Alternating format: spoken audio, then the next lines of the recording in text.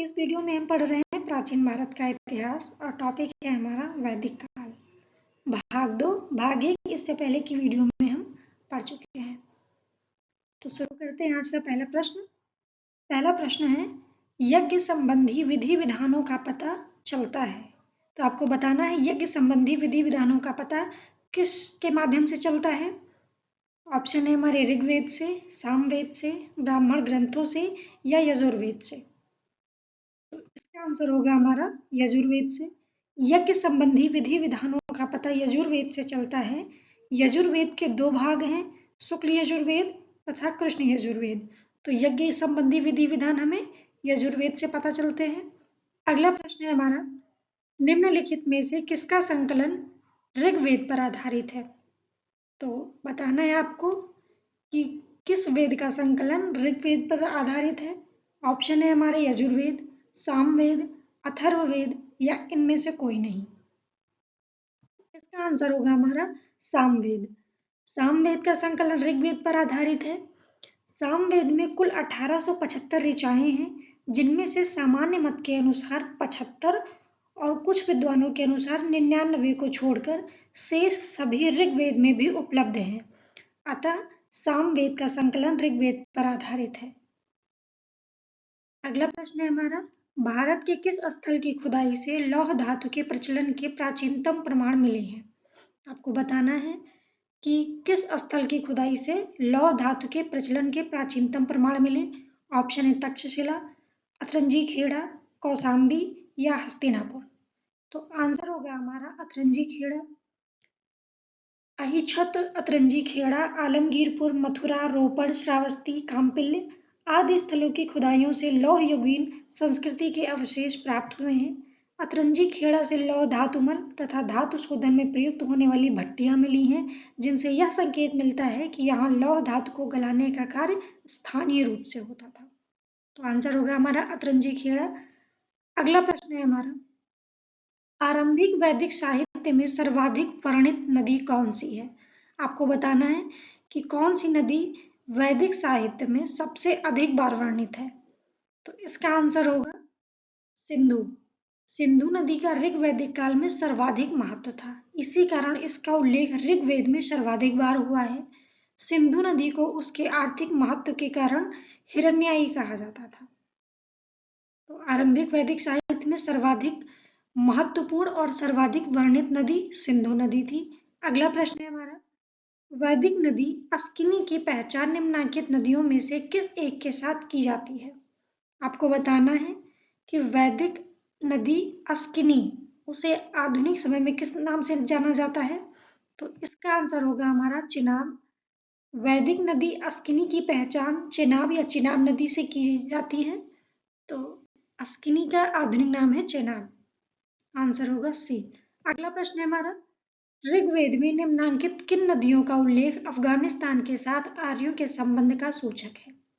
Option है अस्किनी, परुष्णी, कुंभा और क्रुमु या विपाशा और शतुद्री। तो इनमें से कौन सी नदियों का उल्लेख अफगानिस्तान के साथ आर्यों के संबंध का सूचक है। तो आंसर होगा हमारा कुंभा और क्रुमु। ऋग्वेद में उल्लिखित कुंभा जो कि काबुल के नाम से जानी जाती है, क्रुमु कुर्रम के नाम से जानी जाती है, गोमती गोमल के नाम से और स्वास्तु स्वात्निक के नाम से जानी जाती है। ये नदियां अफगानिस्तान में बहती थीं। इन नदियों के उल्लेख से स्पष्ट होता है कि आर्यों का अफगानिस्तान के साथ घनिष्ठ संबंध था। ये आधुनिक मैप है, इसमें आप देख सकते हैं कुंभा जिसे काबुल नदी कहा जाता है और स्वात नदी। अगला प्रश्न है हमारा, सूची 1 को सूची 2 से सुमेलित कीजिए तथा सूचियों के नीचे दिए गए कूट से सही उत्तर का चयन कीजिए। एक और सूची 1 दी गई है जिनमें वैदिक नदियों के नाम हैं और दूसरी ओर सूची 2 में आधुनिक नाम दिए गए हैं और आपको वैदिक नदियों के आधुनिक नाम से सुमेल करना है और कूट की सहायता से आपको सही उत्तर पहचानना है।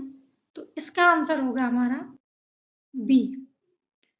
देख लेते हैं, कुंभा का आधुनिक नाम काबुल, परुष्णी, रावी, सदानीरा, गंडक और शतुद्री सतलज के नाम से जानी जाती है।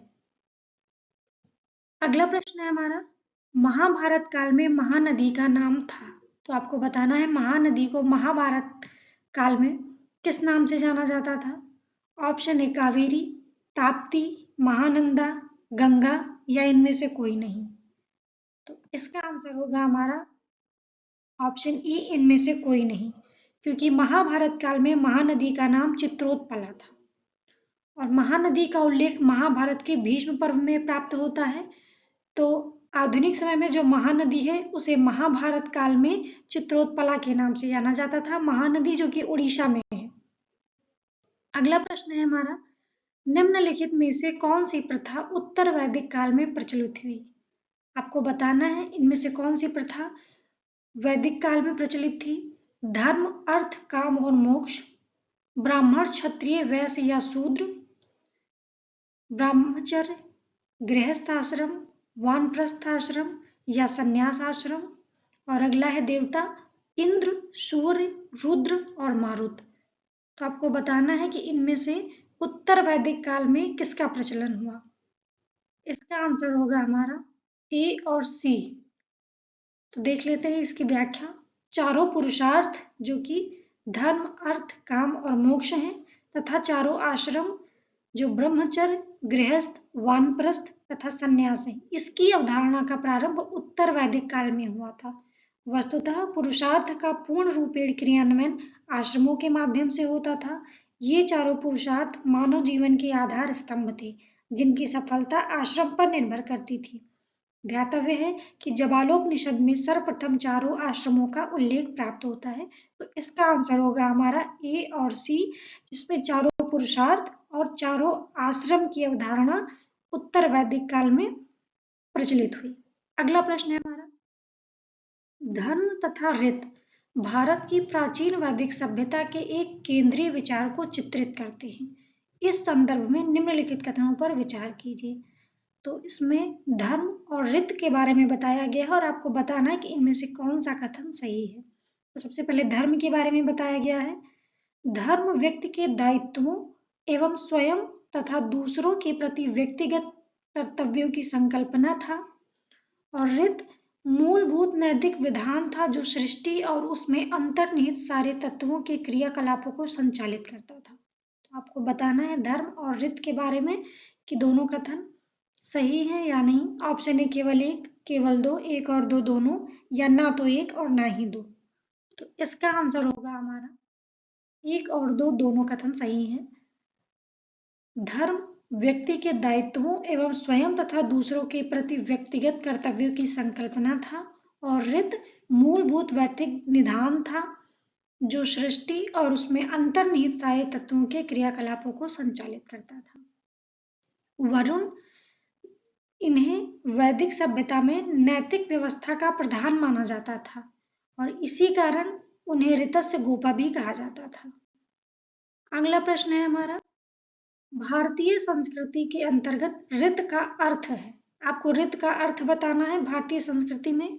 ऑप्शन है प्राकृतिक नियम, कृत्रिम नियम, मानवीय नियम, सामाजिक नियम या इनमें से कोई नहीं। तो आपको बताना है भारतीय संस्कृति के अंतर्गत ऋत का अर्थ क्या है। इसका आंसर होगा हमारा प्राकृत नियम। ऋग्वेद में हमें धर्म के अतिरिक्त दूसरा शब्द ऋत मिलता है। सभी देवताओं का संबंध ऋत से माना गया है। ऋत जिसे विश्व की नैतिक एवं भौतिक व्यवस्था कहा जाता है, ऋग्वेद में इसका वर्णन है। सृष्टि के आदि में सर्वप्रथम ऋत की उत्पत्ति हुई थी।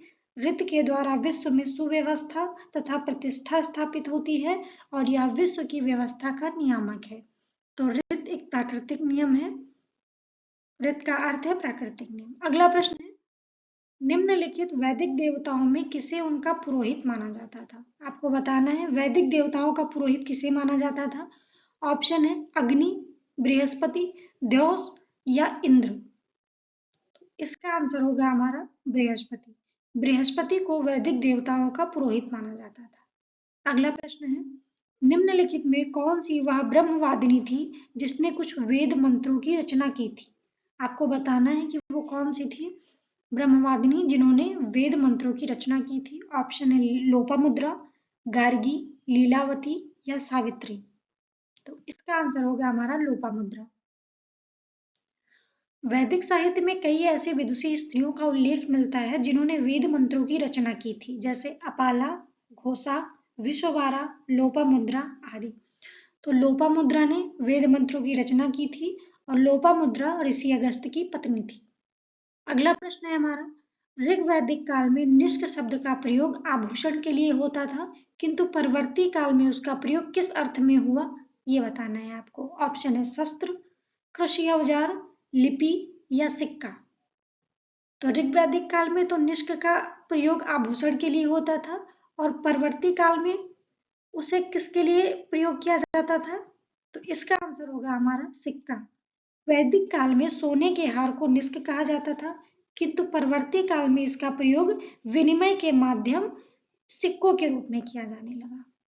अगला प्रश्न है हमारा, ऋग्वैदिक काल में निष्क किस अंग का आभूषण था, तो आपको बताना है कि निष्क जो आभूषण था उसे कहाँ पहना जाता था। ऑप्शन है कान, गला, बाहु या कलाई। तो इसका आंसर होगा हमारा गला। निष्क गले का आभूषण था। देख लेते हैं इसकी व्याख्या। ऋग्वैदिक काल में निष्क गले में पहने जाने वाला एक प्रकार का हार था जिसे निष्क ग्रीवा कहा जाता था। साथ ही निष्क वैदिक काल में विनिमय का एक माध्यम भी था। अगला प्रश्न है हमारा, प्राचीन भारत में निशाका जाने जाते थे। निशाका किसे कहते थे। ऑप्शन है स्वर्ण आभूषण, गायें, तांबे के सिक्के या चांदी के सिक्के। तो निशाका या निष्क किसे कहा जाता था, इसका आंसर होगा हमारा स्वर्ण आभूषण। व्याख्या देख लेते हैं इसकी। प्राचीन भारत में निष्क या निशाका मूल रूप से गले में पहना जाने वाला एक सोने का आभूषण था जिसे निष्क ग्रीवा कहा जाता था। इसे पुरुषों तथा महिलाओं दोनों द्वारा सामान्यतः पहना जाता था। बाद में निश्चित वजन तथा मानक को अपनाने के कारण इसका प्रयोग विनिमय के माध्यम के रूप में किया जाने लगा। तो निष्क या निशाका ये एक स्वर्ण आभूषण था जिसे गले में पहना जाता था और इसलिए इसे निष्क ग्रीवा भी कहते थे। अगला प्रश्न है हमारा, बोगस कोई महत्वपूर्ण है, क्यों। क्योंकि कथन दिए गए हैं तीन, आपको बताना है। क्योंकि यह मध्य एशिया एवं तिब्बत के मध्य एक महत्वपूर्ण व्यापारिक केंद्र था, या यहाँ से प्राप्त अभिलेखों में वैदिक देवताओं का नामोल्लेख प्राप्त होता है, अथवा वेद के मूल ग्रंथों की रचना यहाँ हुई थी, या उपर्युक्त में से कोई नहीं। तो बोगस कोई क्यों महत्वपूर्ण था, आपको बताना है। तो इसका आंसर होगा हमारा, बोगस कोई महत्वपूर्ण है क्योंकि यहाँ से प्राप्त अभिलेखों में वैदिक देवताओं का नामोल्लेख प्राप्त होता है। एशिया माइनर स्थित बोगस कोई से 14वीं शताब्दी ईसा पूर्व के अभिलेख में ऋग्वैदिक काल के देवताओं का उल्लेख मिलता है। ऋग्वैदिक काल के किन देवताओं का उल्लेख मिलता है, तो इंद्र, वरुण, मित्र तथा नासक्ति। इससे पता चलता है कि वैदिक आर्य ईरान से होकर ही भारत में आए होंगे। तो आज की वीडियो में बस इतना ही। मिलते हैं अगली वीडियो में, तब तक के लिए नमस्कार।